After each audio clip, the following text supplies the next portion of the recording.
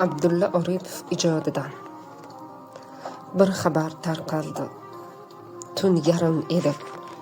Go'yo g'amseliga botdim, yo'qoldim. Kimdir yo'lboshchidan ayrildik dedi.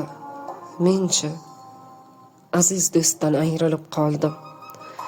Kimning xayoliga kelmishdir axir, birdan qulab tushsa buyuk bir chinor. Alam bo'g'zimizda achchiq va taxir.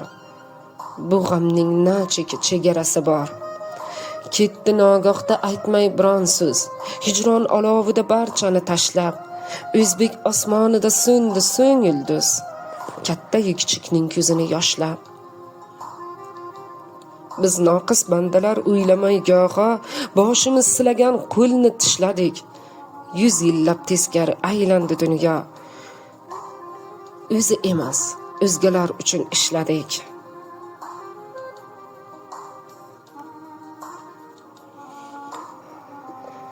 Biz ojiz bandalar anglamay turib, birovning zabonin sanadik afzal, shu yurt daholarin bilib va ko'rib, begona zotlarga yasadik haykal. Bosqin tepamizda turar edi zil, uni tag tubidan buzmoq shart edi.